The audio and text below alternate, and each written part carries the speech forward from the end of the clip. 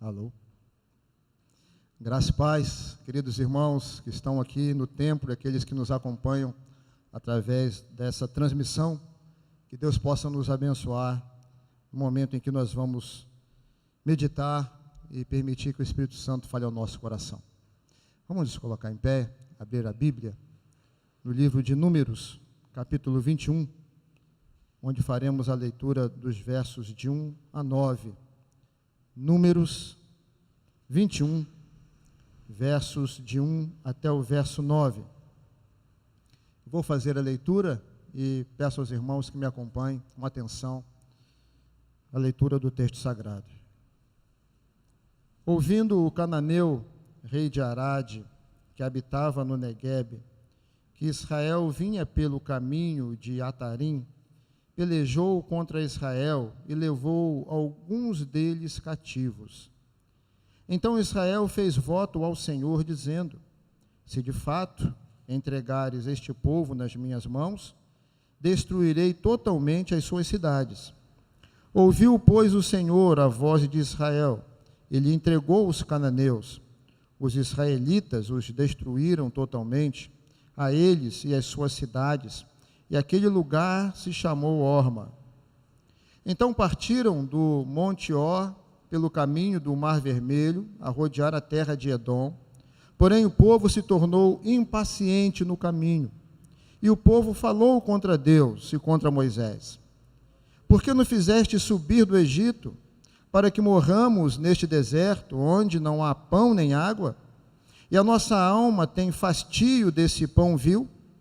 Então o Senhor mandou entre o povo serpentes abrasadoras, que mordiam o povo, e morreram muitos do povo de Israel. Veio o povo a Moisés e disse: havemos pecado, porque temos falado contra o Senhor e contra ti. Ora ao Senhor, que tire de nós as serpentes. Então Moisés orou pelo povo. Disse o Senhor a Moisés: faze uma serpente abrasadora, põe-na sobre uma haste, e será que todo mordido que a mirar viverá. Fez Moisés uma serpente de bronze e a pôs sobre uma haste. Sendo alguém mordido por alguma serpente, se olhava para a de bronze, sarava. Amém. Vamos orar, irmãos. Deus, nós temos no coração agradecido pelo privilégio de podermos estar mais uma vez na tua casa, e neste lugar de adoração temos cantado hinos, temos adorado com cânticos, temos através da verbalização que sai da nossa alma, dado a ti, Senhor, o louvor a quem tu és merecido.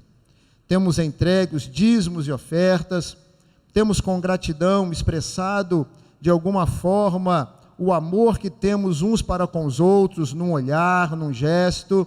Tudo isso é culto, tudo isso engrandece o nome do Senhor. E agora, ó Deus, pedimos a ti que possas também ser propício a nós nesta hora, trazendo-nos, ó Deus, a iluminação do teu Espírito, a ação poderosa do Paráclito, aquele que veio para nos conduzir a toda a verdade.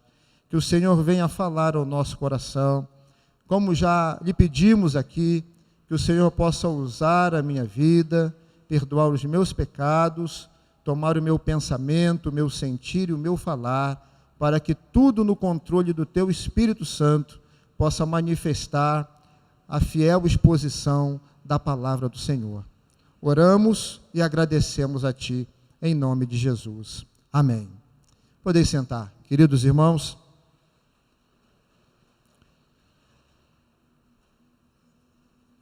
A extinta escolinha do professor Raimundo tinha um personagem que ele dizia, quando eu era criancinha lá em Barbacena, né, ele falava assim, e quando eu era criancinha lá no Rio de Janeiro, na cidade serrana de Miguel Pereira, ainda com 11, 12 anos, aconteceu um episódio muito interessante na minha vida. Lembro que minha avó estava dando banho no meu irmão, que era 3 anos mais novo que eu, e eu do lado de fora do banheiro discutia com ele. Não lembro o teor da discussão, mas nós estávamos brigando e falando alto um com o outro. E a minha avó, naquele meio, tentando aplacar ali aquela briga dos dois irmãos, que estavam verbalizando palavras um contra o outro.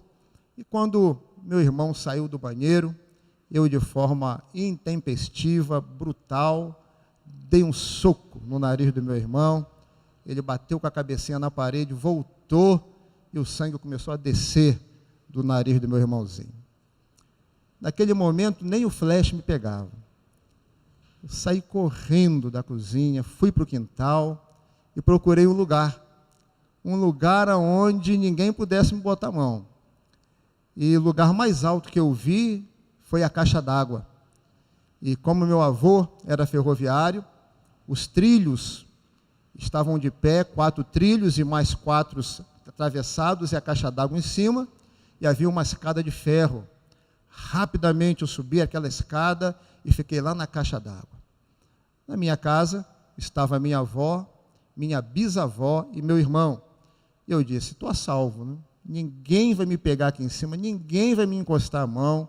Quem disse que alguém vai poder chegar aqui em cima? Estou guardado. De repente eu olho, havia a cozinha, a varanda, e mais 2 ou 3 degraus faziam com que a gente chegasse até o quintal. E vem a minha bisavó. Imagina, tenta ver a cena. Bisavó, aquele lencinho branco na cabeça, pele escura, vem ela com a bengalinha, descendo as escadas. Eu olhei, o que a minha bisavó vai fazer? E ela veio na minha direção, parou embaixo da escada, olhou para o alto e disse, você é um menino muito mau. Você tem o coração do lado direito. Na mesma hora eu palpei, coração do lado direito. Só eu na face da terra tenho o coração do lado direito. Eu sou muito mau, meu Deus do céu. E eu fiquei ali com aquele drama. Era melhor ter me dado umas palmadas do que falar que eu tinha o coração do lado direito. O único ser humano que tinha o coração do lado direito era eu. E esse episódio ficou na minha história, marcou de alguma forma a minha existência. Eu estou contando essa história para vocês como síntese, como um prelúdio, como um introito, aquilo que nós vamos perceber no texto que nós lemos aqui nessa oportunidade.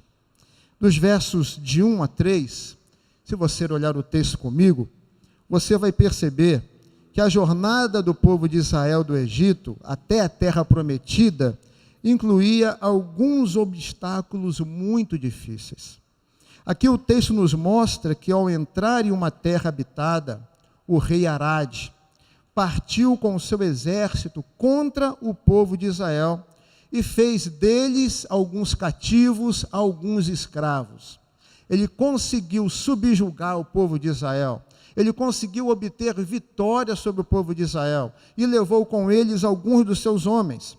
Este ataque do inimigo e a sua vantagem fez com que Israel humildemente reconhecesse que suas vitórias, suas conquistas não poderiam acontecer a não ser a partir da boa mão de Deus, a partir de que eles pudessem se submeter, buscar ao Senhor, depender do Senhor, para que a boa mão de Deus pudesse lhes conduzir em alguma vitória. E isso eles fizeram, oraram ao Senhor, pediram ao Senhor, Moisés, vamos orar, pedimos a Deus que nos ajude, eles nos venceram, precisamos dessa vitória. E então eles conseguiram ir até a cidade, ir até esse rei e destruir plenamente, totalmente todas as cidades, deram cabo desse inimigo e consagraram-se então pessoas vitoriosas, porque aprenderam num primeiro momento da sua caminhada que toda a vitória do povo de Deus depende da graça de Deus, depende da nossa humildade, da nossa submissão à vontade do Senhor e à boa mão do Senhor conosco. Se o Senhor dos Exércitos não estiver conosco, ai de nós em alguma das nossas conquistas. O versículo 4 diz-nos que nos foi recusado o direito de passar através das terras de Edom. Eles teriam que seguir uma rota alternativa. Eles não poderiam seguir em frente, mas rodear a terra de Edom, aumentar o trajeto, gastar mais tempo, ficar dias a mais expostos às terríveis condições daquele deserto. Não podiam seguir em frente. Agora nós temos que rodear, nós temos que esperar um pouco mais, caminhar um pouco mais. Depois das 2 pelejas contra o rei de Arade, a primeira eles perderam, a segunda eles venceram. E agora, percebendo que o trajeto a ser percorrido seria aumentado, o povo se vê desgastado e comete atitudes pecaminosas que vão frontalmente e deliberadamente contra a vontade de Deus. Muitas vezes, meus irmãos, nós queremos ir pelo caminho mais fácil ou pelo caminho que para nós é mais aprazível. E Deus nos manda contornar, Deus nos manda andar um pouco mais, esperar um pouco mais, e estarmos suscetíveis a situações adversas um pouco mais. E o povo aqui não entende, não aceita que isto é plano e vontade de Deus. Às vezes nós queremos cortar caminho, e cortar caminho só vai nos fazer chegar a um lugar despreparados, não modelados pelas mãos do olheiro, não trabalhados pelo Senhor, para quando chegarmos lá, cheguemos realmente em melhores condições para estar na presença de Deus, para andar com Deus e para fazer aquilo que Deus quer que façamos. O povo não aceitou, o povo não gostou de ter passado por 2 lutas e agora contornar a cidade de Edom.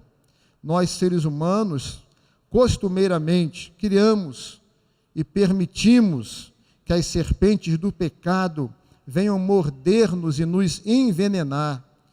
E nos envenenando, elas nos colocam numa situação frontal, contrária à vontade soberana de Deus. As lutas que travamos contra os nossos inimigos externos são bem menores, muito menores, do que aquelas que travamos contra os nossos inimigos internos, contra aqueles inimigos que estão dentro do nosso coração. Aqueles inimigos que são fruto do pecado. Portanto, irmãos, o texto de hoje nos chama a atenção para descobrirmos quais são estas serpentes que estão diante de nós na nossa caminhada e que nós precisamos evitar. O texto de hoje nos chama a atenção qual é a fórmula, qual a condição que temos para vencer essas serpentes do pecado, que tem a sua mordedura, que nos queima, que nos machuca e que estão sempre diante de nós todos os dias. Vamos olhar então para esse texto e descobrir quais são as serpentes que devemos evitar para caminharmos de uma forma que agrada ao Senhor. Versículo 4 diz assim: Então partiram do Monte Or, pelo caminho do Mar Vermelho, a rodear a terra de Edom. Porém o povo se tornou, gostaria que a igreja completasse, o povo se tornou impaciente. O povo se tornou impaciente. A Bíblia nos expõe exemplos trágicos daqueles que, de forma impacientes, agiram, falaram e se colocaram contra a vontade de Deus. Sara, por exemplo, que entregou sua serva Agar para dar à luz a um filho Abraão, não soube aguardar o tempo do Senhor, em que Deus a visitaria e faria com que ela, através do seu próprio ventre, gerasse um filho a Abraão. Como consequência da atitude de Sara, ela desestruturou o seu lar. Trouxe conflito entre ela e Agar.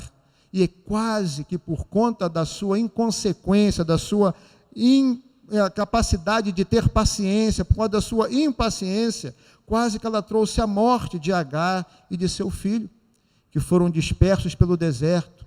E ali, se não fosse a misericórdia do Senhor, aquela família teria sido destruída.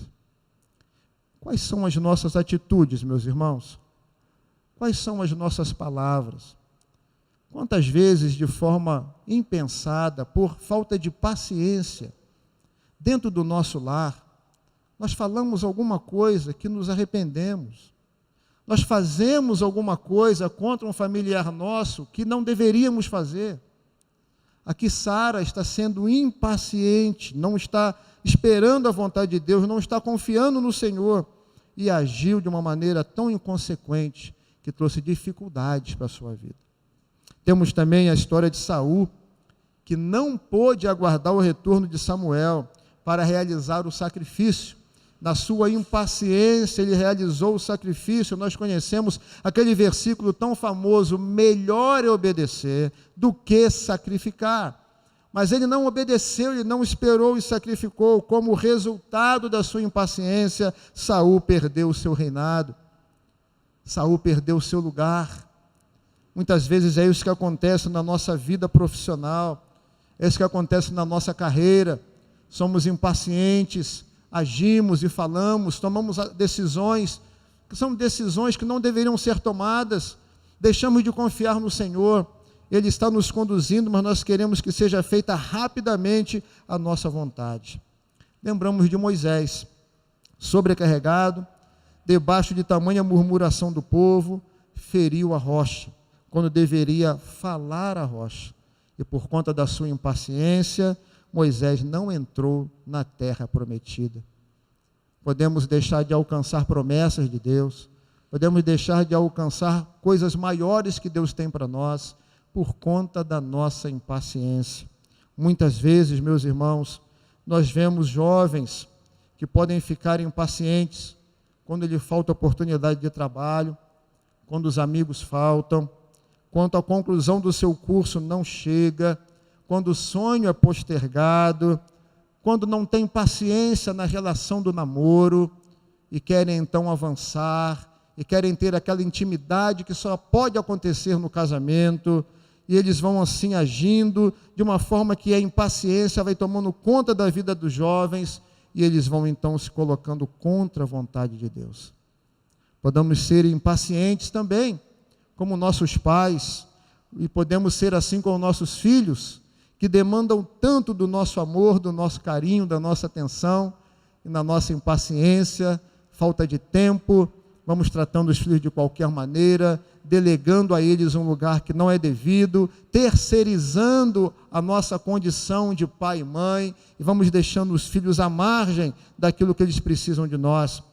Podemos ser impacientes também com os nossos cônjuges, quando não temos mais condição de caminhar mais uma milha, de amar e de conversar, e na impaciência buscamos a radical decisão de separar e de voltarmos à vida que tínhamos antes. E o que dizer do tratamento para com os nossos amigos, para com os nossos irmãos da fé, as pessoas do trabalho, as questões com as finanças? O que dizer da nossa vida, quando em todas as áreas, muitas vezes, a impaciência toma conta do nosso coração e nos leva a fazer coisas, falar coisas que não agradam a Deus. Eclesiastes 7:8 está escrito assim: o melhor é o fim das coisas do que o seu princípio.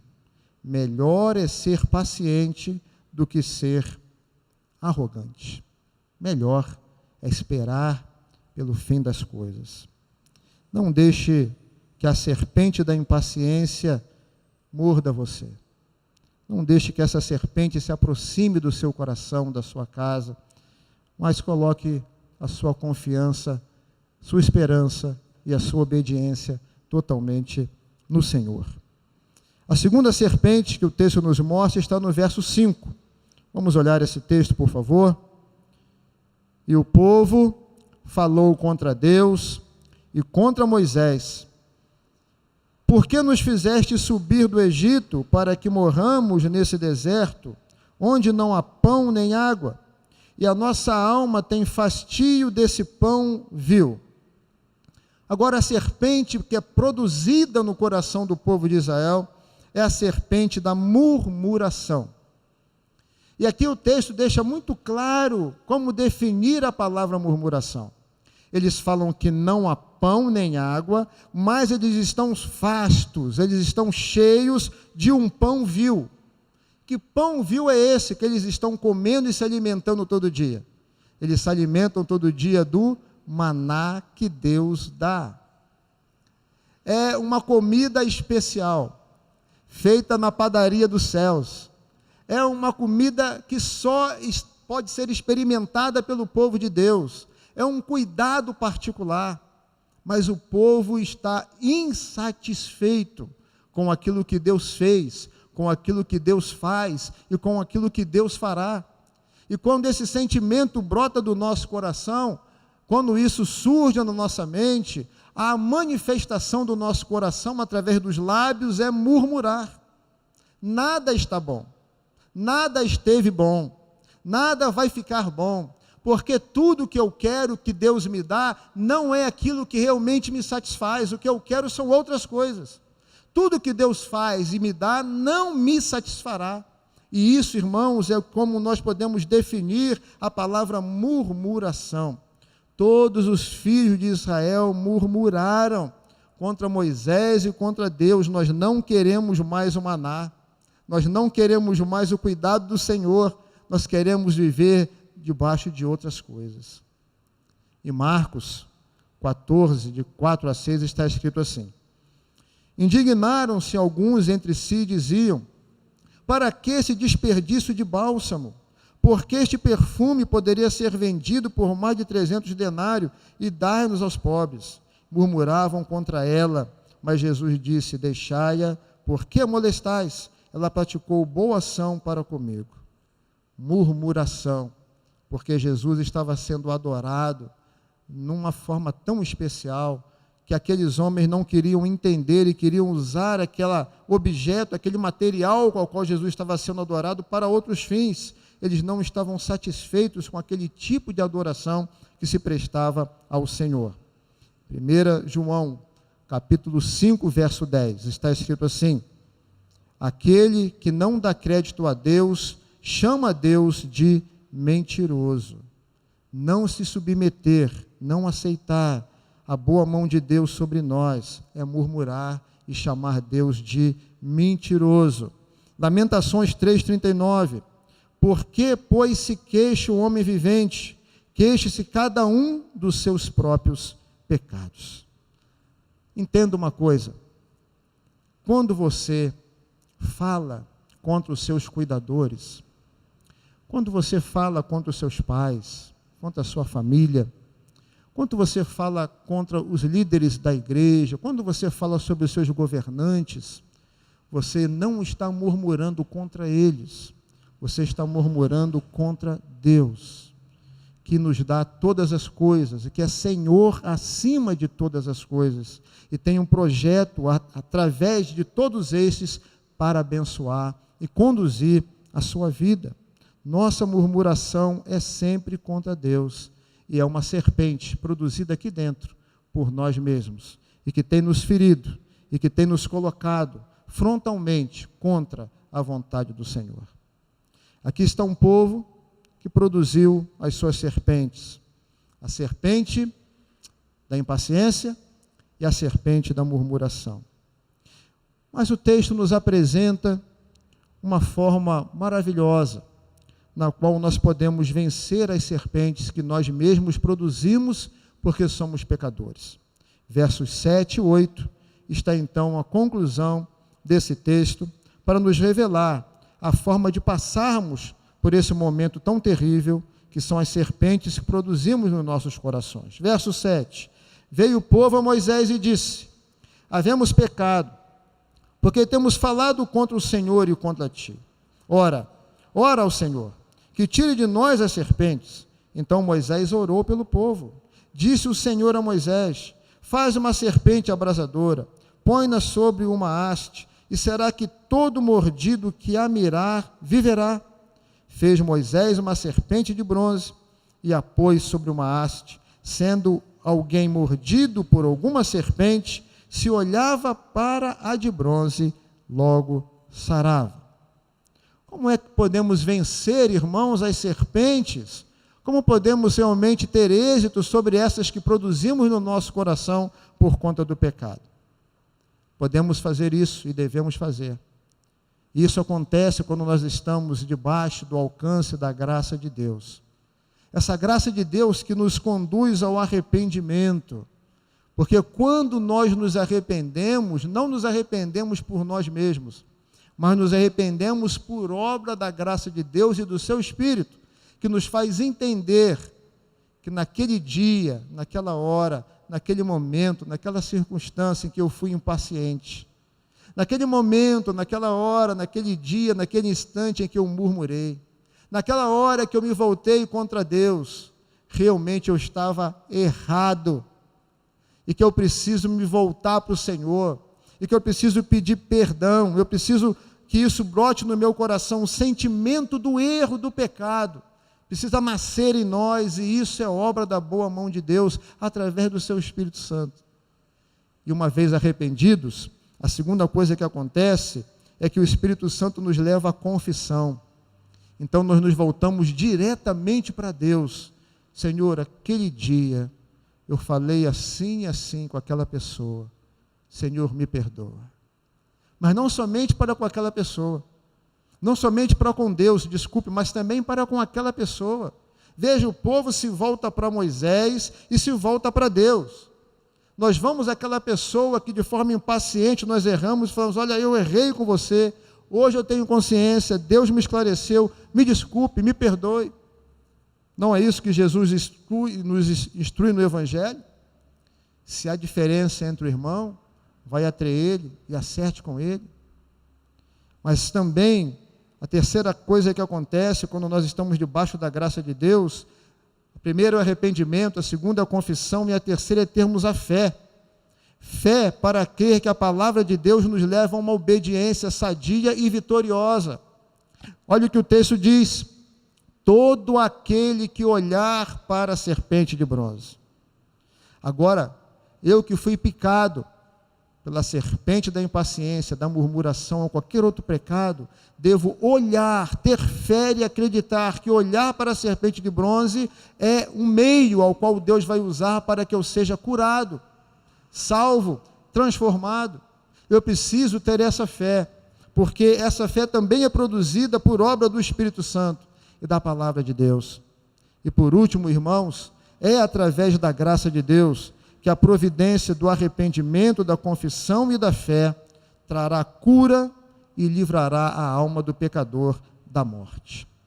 É a obra de Deus que nos faz vencer as serpentes do pecado que são produzidas aqui dentro de nós, por conta do pecado que nós habita. Quando chegamos a João 3, 14 e 17, se você abrir a sua Bíblia lá comigo, você vai ver uma coisa bastante interessante. Quando Jesus conversa com Nicodemos, e aqui em João 3, 14 a 17, ele vai referendar, ele vai fazer alusão, ele vai legitimar o que aconteceu lá atrás com o povo no deserto. Verso 14, João 3.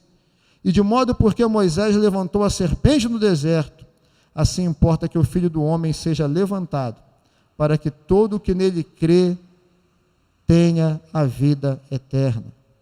Porque Deus amou o mundo de tal maneira que deu seu Filho unigênito, para que todo o que nele crê não pereça, mas tenha a vida eterna.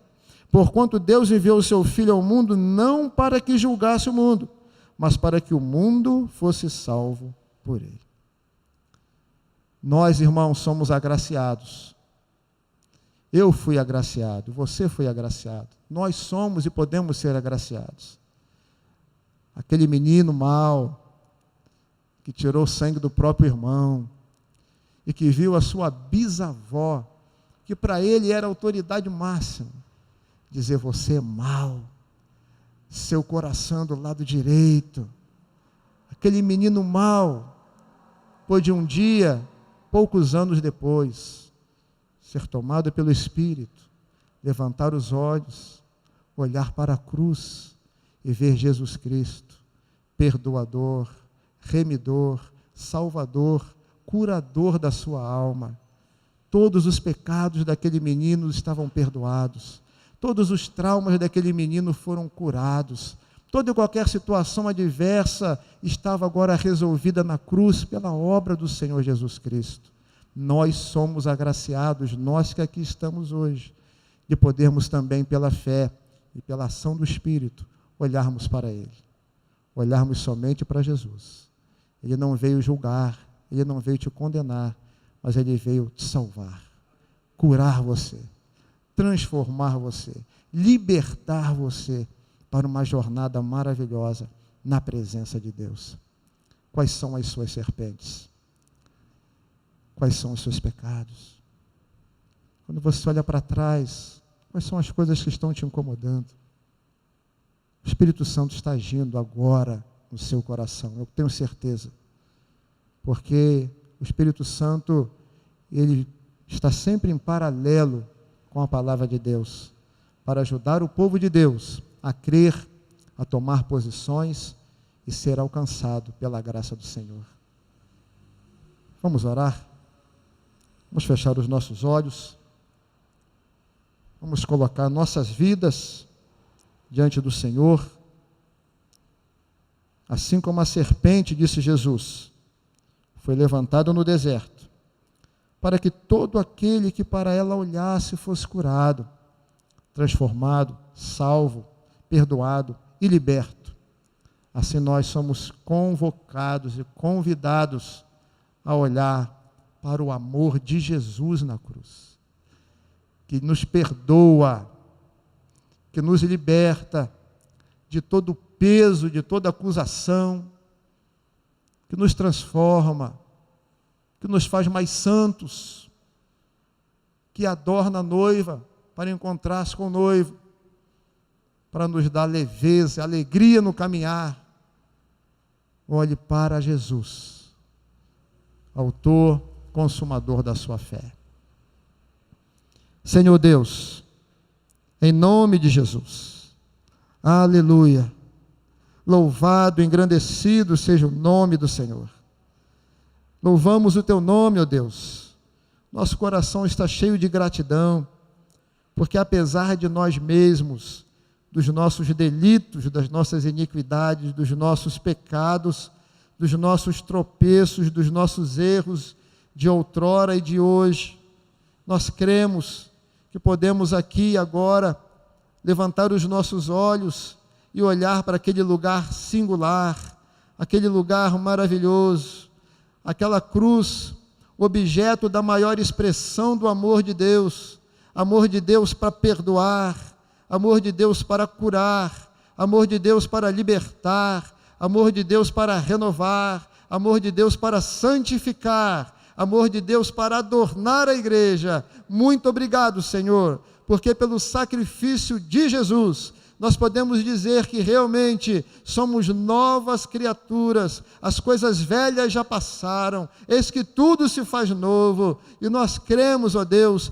que essa noite é uma noite de renovo para a tua igreja, é uma noite de renovo para cada um de nós, onde podemos ser alcançados pela graça de Deus, que nos traz ao arrependimento, à confissão, mas à libertação de todo o peso de pecado e de acusação, porque em Cristo nós somos mais do que vencedores, em Cristo não há nenhuma condenação, em Cristo nós somos justificados, louvado seja o nome do Senhor.